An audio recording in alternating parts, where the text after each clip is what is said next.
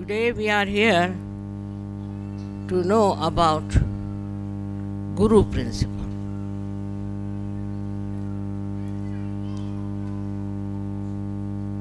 What does a Guru do?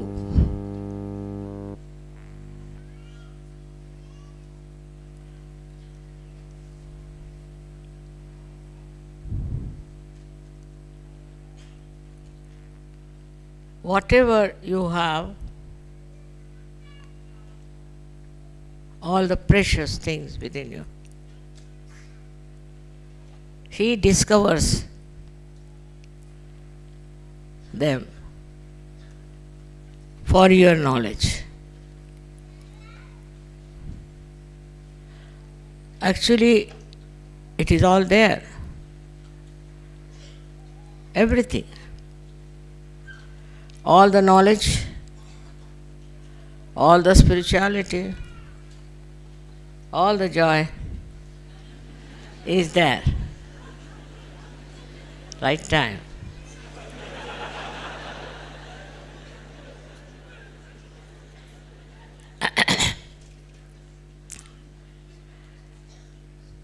It's all contained within you.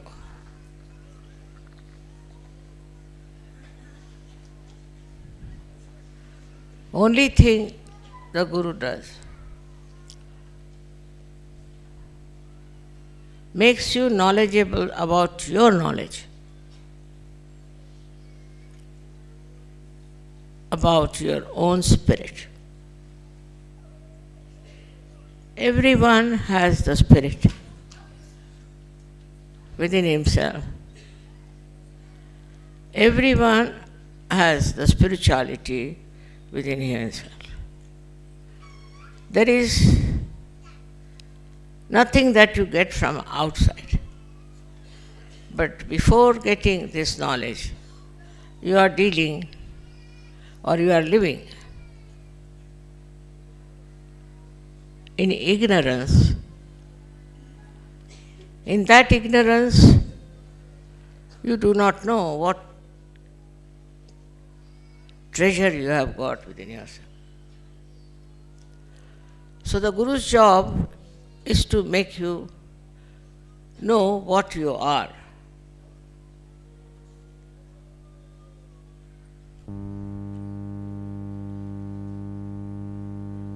That is the first step, that it starts, that awakening within you, by which you know that you are not this outside world. This is all an illusion. And you start getting enlightened within yourself. Some people get full light and some people get it gradually. Essence of all the religions is that you should know yourself. Those people who are fighting in the name of religion, you have to go and ask them. You have to inquire from them, did your religion make you know yourself? If all the religions have said one thing, you have to do all these things just to know yourself.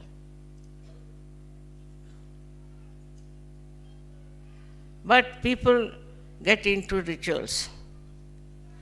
They think that doing all these rituals, they are near God. They live in ignorance, absolutely, about themselves, and day in and day out work out something which has nothing to do with yourself. Lots of acrobats, prayers, pujas, these things go on. Because it is all ignorance. People go on paying them money and they become very rich and their interest is only money. They want to take all your money absolutely, and make a fool out of you. They pamper your ego. With pampering of that ego, you just start drifting into the ocean of illusion, and you are drowned into that illusion, thinking that you are very religious and you are just in connection with God, which you are not. To know God, you should know yourself first. Without knowing that, you cannot know God. That's essential, that you should know yourself. But when you know yourself, you know partly. The experience is not sufficient. The knowledge has to come. And the Guru gives the knowledge about yourself. Now you have to tally it. You should find out whatever your Guru has told you. Is it true or not? Is it correct or not? Or is it just another illusion?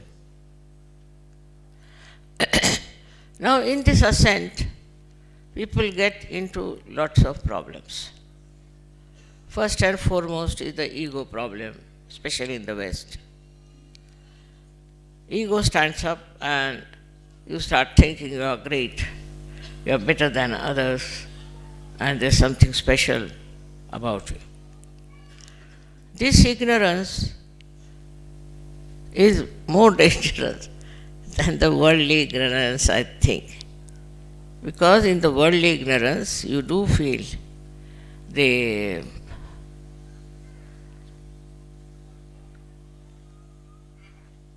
consequences of wrong things. But when you are halfway, when your ignorance is that about yourself, when you are going to a higher realm, then one should always understand that you cannot have ego. Then what starts is introspection.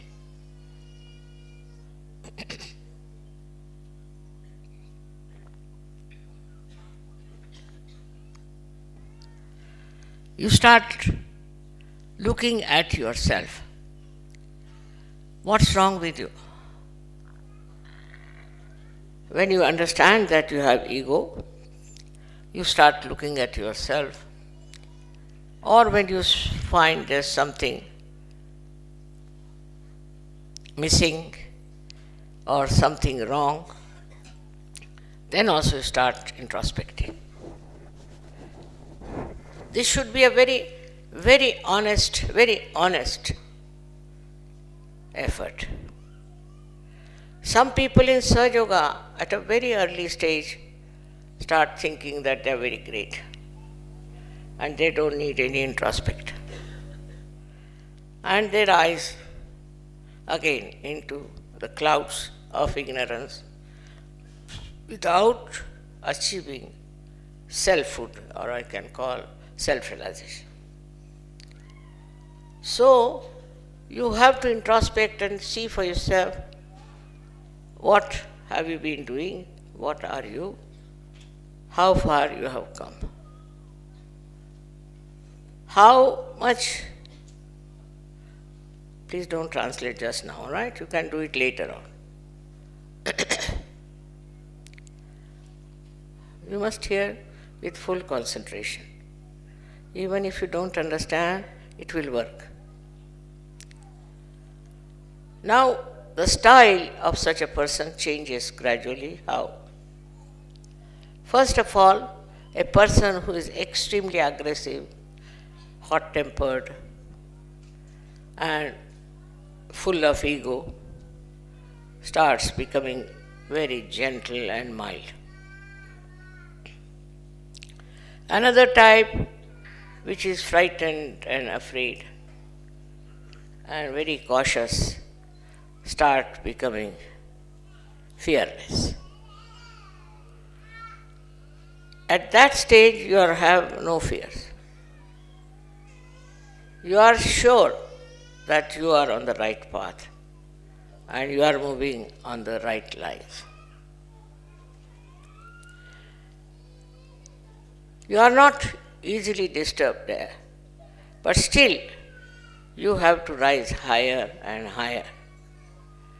Where, when you meditate, you understand that there's something wrong within yourself. You have achieved your self-realization. You have got the blessings of self-realization. Your health is good. You've got all kinds of blessings which you cannot count. All that is there. But still, you have to go further. And that is to understand all the knowledge about Sahaja Yoga.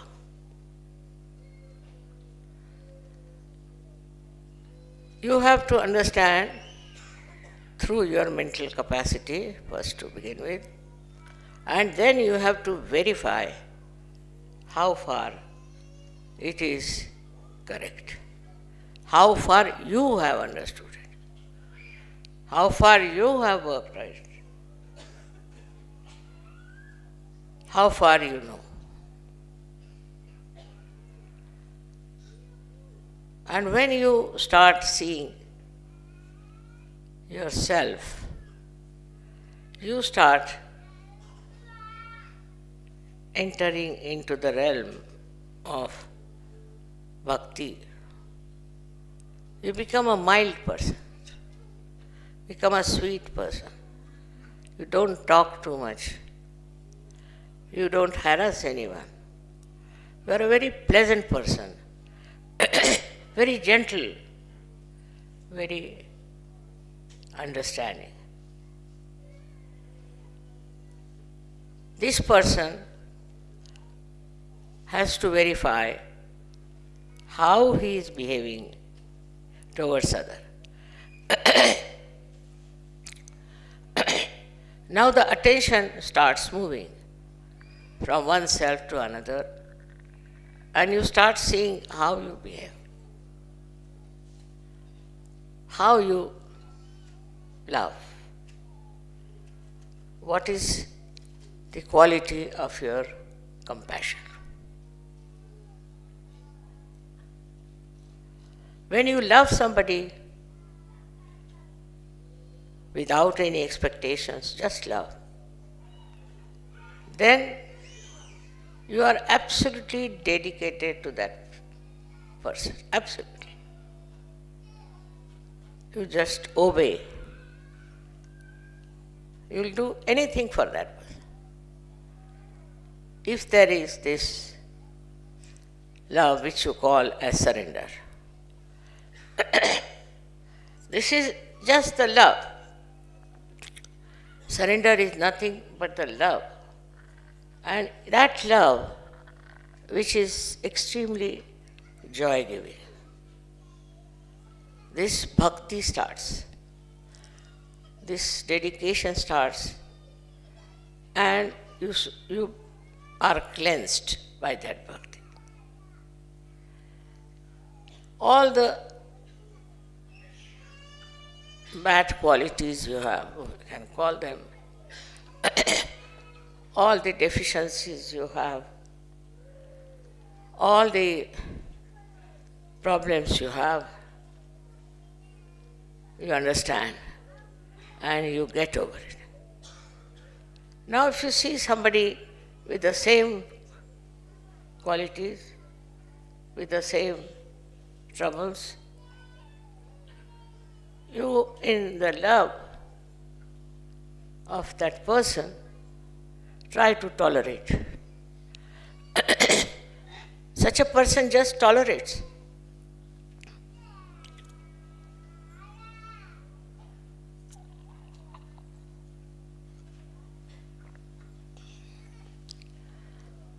There is no aggression, and these people forgive. Realized souls go on forgiving. Their capacity to forgive is tremendous. They do not bear any malice against anyone. They don't have any anger about anyone. They just go on tolerating and forgiving and forgiving. This forgiveness is just a music, I should say, of your bhakti. The amount of forgiveness these masters could have can be seen from life of Christ. They are tortured, crucified. Most of the saints were tortured. People never liked them. And they were crucified. But, as you know, that they never resented. They never take a revenge. They never did anything which was not compassion. They had compassion. And compassion for such people, they felt that, oh God, please forgive them. What they are doing, they don't know. Extremely compassionate. And they are that becomes their nature. When it becomes their nature, they become people with complete peace. They are not disturbed. They are never disturbed with whatever is happening. And they think it's God's will. Because nothing can disturb them. Nothing can upset them. They just enjoy their devotion. Devotion to their Guru, maybe devotion to God. In that devotion, they may write beautiful poetry. They may go on dancing. They may go on singing. Because the peace is within and they are enjoying themselves. When they are alone, they are never alone. They enjoy themselves. They know that we are one with the divine. And the blessing of the divine they enjoy. Another thing is they never take to artificiality. They are never worried, never upset. They are neither futuristic nor think of the past, but they are in the present. When they are in the present, they are absolutely silent. If there is any problem or anything happens to them, they immediately go into thoughtless awareness. That is what their capacity is. To become a guru, you have to develop that personality. Not to be bound by anything. I'll tell you my own example. I never hurry. I'm never bothered about time. Once I was going to America. Because if you are sure the divine has plans for you, you are not bothered. The divine is looking after you, so why to bother? I was going to America and one child fell down. I was just about to get up and go and broke his arm. And when I saw the child, I said, all right, I'll put that child right. But they said, "You are going to America?" I said, "I'll go in any case." So I cured the child, took about half an hour, and then I came out, "All right, let's go to the airport." They said, "Mother, you are very late." I said, "I'm never late. Let's go." We went there to the airport, and the plane by which I was going was out of order. So there was another plane going to Washington, not to New York, and I wanted to go to Washington only. So just imagine how things work out, and we call them sahaja. It has worked out sahaja.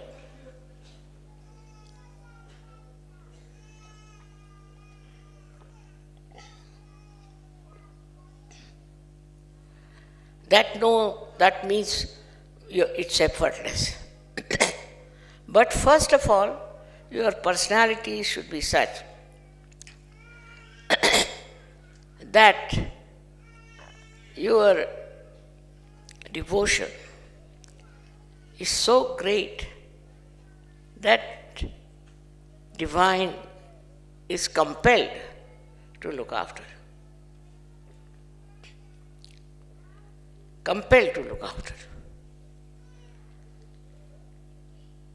You have to understand that divine force is around. And this divine force is absolute guarantee for your safety, for everything that you want to do.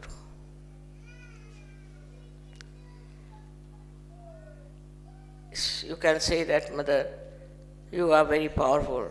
You can become also very powerful if you get completely dedicated to the divine work. You will also have all the powers, and the divine will provide all the necessary work that you want to do, necessary time that you have to have. Everything is provided by the divine. But the compassion, when it extends from other people to God, or to divine person, or to your guru, then it becomes very easy to live, very simple to live, no complications. Everything is sorted out, and you are not bothered about anything. Just close your eyes and things work out. Everything works out as if that's your will, but you don't have to will it. Don't have to think about it. It just works out. The divine looks after everything. Looks after your comfort, looks after your health, everything. And this divine help you do not seek, you do not ask for, but you are a personality for which the divine is responsible. You are a special responsibility of the divine, and it knows what is good for you and what is not. It's an example, I can give many, where supposing I thought somebody is coming to meet me, and people told me, "Mother is very negative, he will never come. He'll never come. All positive things will happen, and if negative things take place, then you begin use your compassion. If it is negative, you use your compassion, and you solve the problem. You can solve the problems of your own, of your surroundings, of your community. So now you have got your self-realization. How far you have gone in that, I don't know. I have a complaint about women so many ladies that they don't meditate, that they are not looking after themselves. They are not realized souls. And that's why many men want to divorce them, because they think these women are good for nothing. And some men also are like that. To solve this problem, you have to have compassion. And you have to, somehow or other, with compassion, you should win over the partner of your life. After all, men are much more busy than women are. But women indulge into so many other things. They have to look after their family, their children, everything. And their mind is involved into all such mundane things that they have no time to meditate. Without meditation, you cannot rise. You have to meditate. People think that now we have got realization, so it's all right. No. Every day you must meditate, because that's the cleansing that takes place. With the cleansing, you understand. You understand what is needed and what is not needed. You are cleansed out. That is done by divine, but you must religiously meditate.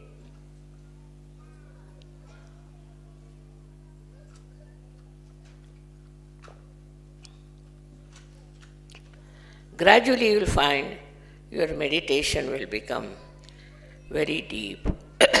You will become very, very deep, and your powers will start showing.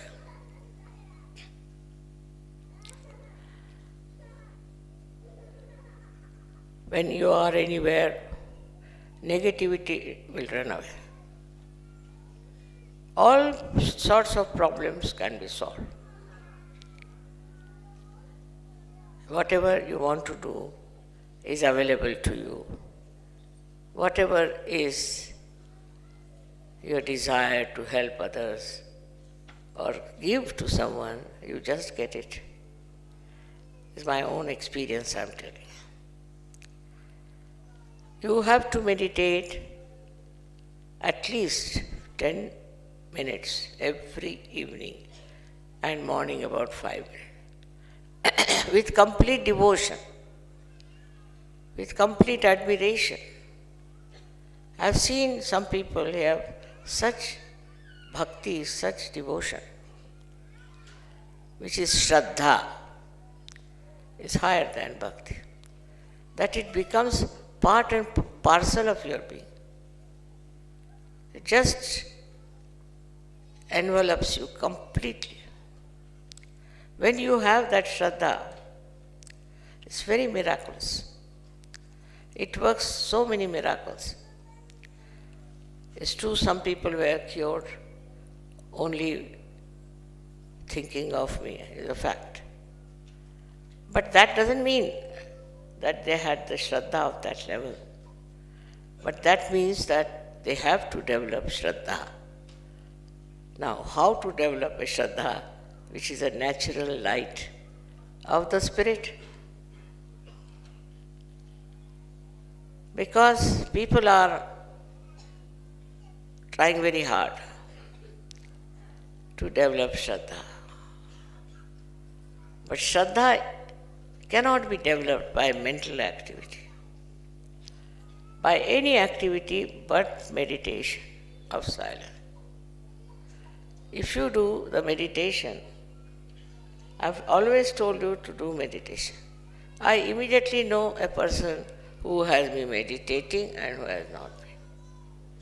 They'll come to my puja, all right, and they'll talk about Sahaja Yoga. They'll go out and do it for popularity. Many people are like that. They go out and for popularity they work it out. But inside, they have not yet traced their own self. So at this development stage, you should be encouraged and understood that you can reach that state very easily through meditation and introspection. With introspection, you will develop a new quality of understanding that you will find solutions to things. That is another quality a person who is a realized soul has.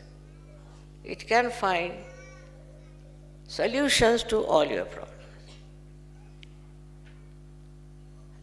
He can suggest what is the way you can be helped.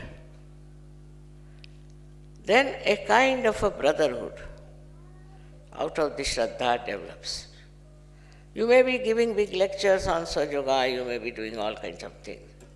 But unless and until you have Shraddha, you cannot rise.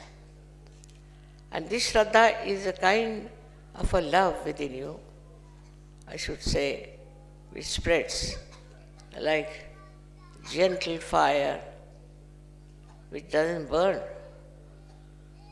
which doesn't give heat, but cold, beautiful breeze-like feeling within, which makes you understand. You will never talk ill about a Sahaja Yogi, never. I never listen to anybody who tells me something against Sahaja Yogi. Up to a point. When it is a collective complaint, then I'm a little bit bothered and I talk about it to the leader. But otherwise, if one person comes and tells me this and this, I just tell that person, you introspect yourself. It's not so. Finding faults with others.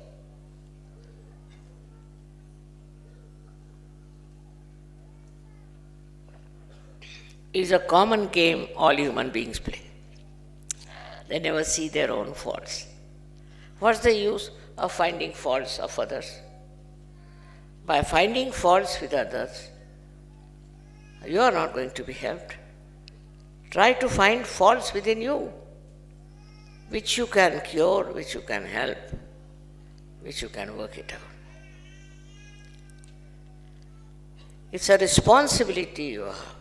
You must know to yourself that you better find out your defects and get them corrected. But some people are very proud of their fondness. They talk like this, I like this, I like that. What about the spirit? You like this, you like that.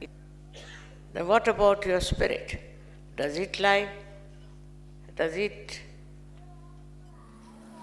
enjoy?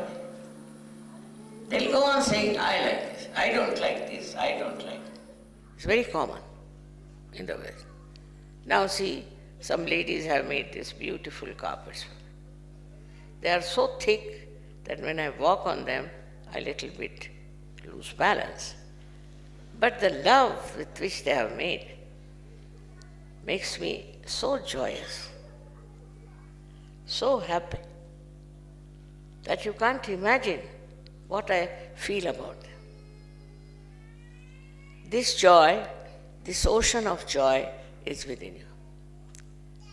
And when it starts stirring up, it doesn't torment you.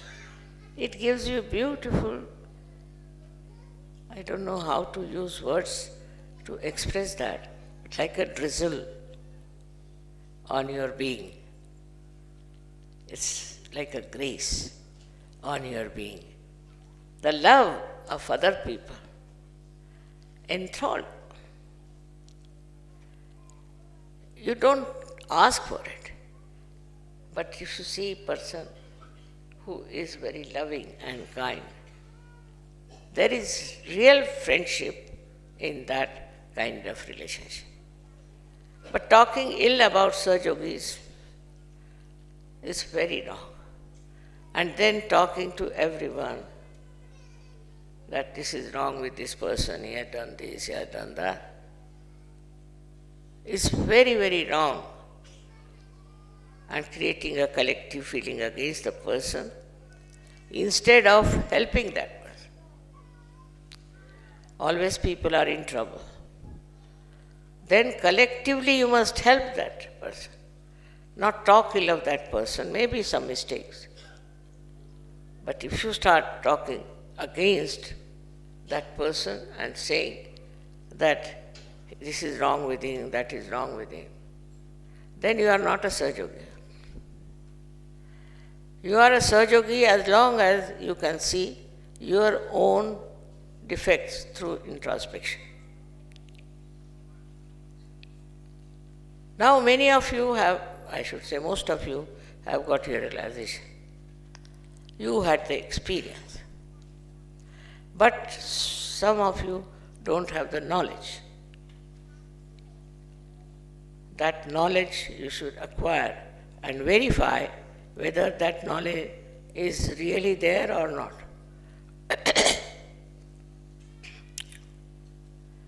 Like in America, in the NIH, which is an Institute for Health, they wanted to test Sahajogi. And there were doctors. And one doctor came forward and said, all right, tell me on your vibration what's wrong with me. So the girl said, sir, something wrong with your heart. And he said, it's correct, because he has had a bypass only 1 month back. And he was out of hospital. Absolutely correct. And this surprised them. That diagnosis, you see, kills the patient halfway. So this is the very easy way to diagnose a person, just by feeling the vibration. And they have given us such a good attention. They want to develop Sahaja Yoga in their hospitals.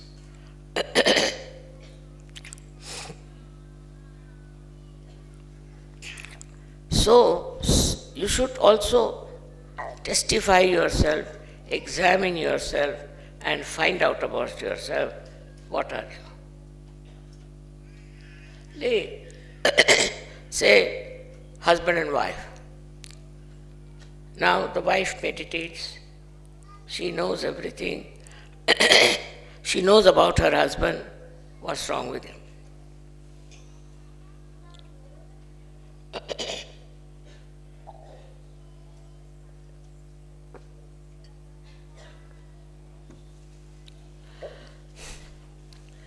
And she doesn't tell him.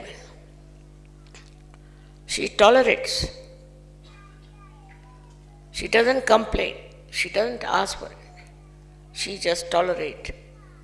And this tolerance convinces the husband that she's a higher personality than himself. He may be anything, but he then understands that this is what she has achieved, a great personality. We have so many imperfections, especially morally in the West. People are really, I tell you, like one snake has bitten them. The things that people do here never come into the minds of people who are not developed. So development meant all kinds of abandonment, all kinds of vagabond temperament. And they think they are very free, they can go about and enjoy. This style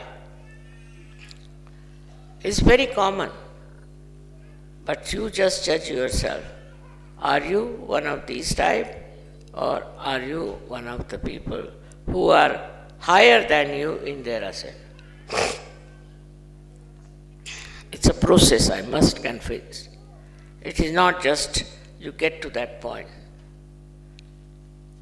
Sometimes even very new Sahaja Yogis are better than very old Sahaja Yogis, but because they had a very strong desire. What are we seeking? We should understand why were we seeking? Because we wanted to know ourselves. Somehow we knew that we have to know ourselves and we did not know. So we seek, we do all kinds of things, all wrong things also in the name of seeking. But it is this seeking brings you to Sahaja Yoga. Then you have to get your self-realization, which is very easy through Kundalini. Kundalini works out most of the things. Most of the things. Like somebody told me that overnight she gave up drinking and smoking. Overnight. I don't tell that. I never say that. But just overnight she gave up. And she said, I was very particular about my hairdress, and I used to make my hairdress in a different manner, going to the hairdressers, spending so much time with the beautician, this, that. She said, I gave it up. Also, she said, I used to wear dresses which were not very moral. Then I started respecting my body and I started wearing proper dress. All this knowledge comes to you. Spontaneously it is within you because it is all your own. Also, if your guru tells you, you are guided. Guru's job is to guide people.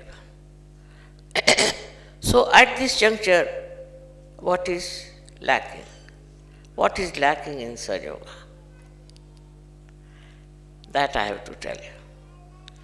There are so many collective disasters we have, all kind of. We had many earthquakes, we had many floods, rain, then the mud came down like a river, and so many disasters in the world, and Sahaja Yogis are saved from that. All the Sahaja Yogis are saved from that, no doubt. But after being saved, what is your understanding? What do you know? Why these disasters are coming? Because Sahaja Yoga is not very collective. It has to become very collective. It has to spread much more, all over. It has to go to many people, which we don't do. We are at a standstill or little bit, we do it. But go all out. Look at Christ's 12 disciples. Of course, the people went into wrong things. But how they worked and how intensively they did it. That intensity if you don't have. And if you do not completely dedicate to the spreading of Sahaja Yoga, then collective problems cannot be solved. You are busy with your only daily mundane things and your other jobs and everything. It's all right. In Sahaja Yoga, no objection. But you should have your attention more on to this side of life. That what are we doing for the collective? Are we talking about it? Are we spreading Sahaja Yoga? Are we making people know about it? I was surprised once I was coming by plane and a lady sat next to me and had a very bad vibration.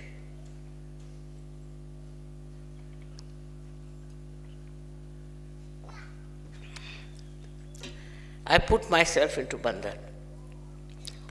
And I asked her, what is she doing for her spirituality? And she gave the name of Baha'i people. My God, I said, if these people spread out, they are so spread out, there are so many. So what will happen?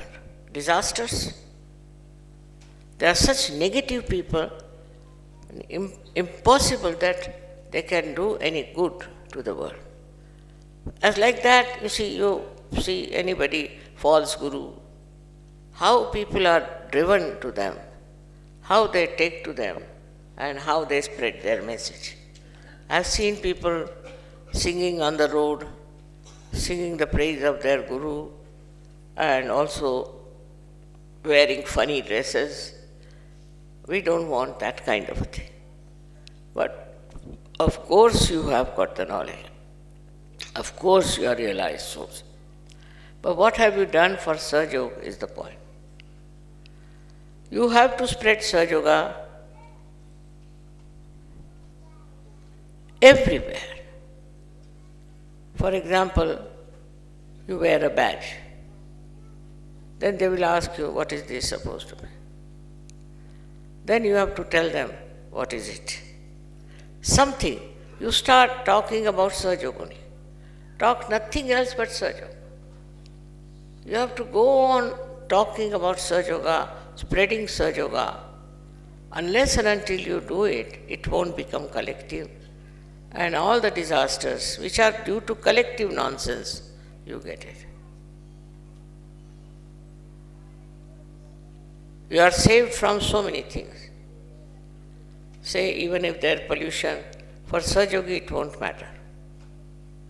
Even if there is a disaster of an earthquake, the Sahaja Yogi will be saved.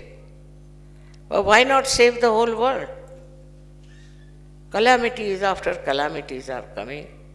And if you have compassion, you must think of the people who can get into any calamity or into any trouble. Of course, I can cure many people, no doubt. Well, I don't know how to make Sahaja Yoga very collective. Now you are so many people here. You all can start giving realization to at least 100 people. Go everywhere. Talk about Sahaja Yoga. Sing the praise of the Divine. And you will save the whole world. It's not by saving some few people you can have the great Satyuga, but you have to also save this Mother Earth. You have to save the people who are in ignorance. I mean, the way these people are, I have seen so many of them on the television. They are talking about something which they don't know. And they have thousands and thousands of people behind them. Not that the people are stupid. Not that they want to go on a wrong path. But these people who are false or who are wrong know how to entice them, how to capture them, how to talk to them. But Sahaja Yogi, you see, if he sees somebody with a negative vibrations, will run away, will escape such a society, will not go near them, and will say, oh, very bad vibrations, we don't know. So you have to be courageous and get into these places, talk to people and make it collective. Otherwise you cannot save this world from the wrath of God. God is wrathful, no doubt. For you, He'll save you, but what's the use? We have to say, save this Mother Earth. And for that, you have to be prepared. You have to work it out. At wherever you get a chance, you must spread Sahaja Yoga. Some people told me, Mother, if you come, then it will be all right. Why? What so much? You can be also like me. You can talk about it to people. I started Sahaja Yoga with one person. At that time, it was complete darkness everywhere. No seekers, nothing, and horrible people. But it worked and it clicked. So one person can get so many Sahaja Yogis. Why not you people do the same and talk about it? Your behavior, your style, everything will definitely impress them. One has to work it out in such a manner that you achieve our goal of collective consciousness. It's not only for Sahaja, it's for everyone, so that all these calamities that are happening, horrible things that are happening, will stop. Completely stop, I assure you, it can be stopped. Because you are always saved. So all people who will be getting realization will be saved. Why not talk openly about it? Telling people that if we do wrong, if we are immoral, if we are cheats, if we try to oppress others, and we become so much a power of destruction, then this collective disasters will be there, and I think we'll be responsible for that. Everything you take up, any subject you take up, you don't have to start an organization to fight it. But only your power of convincing people and bringing them to Sahaja Yoga will make such a difference.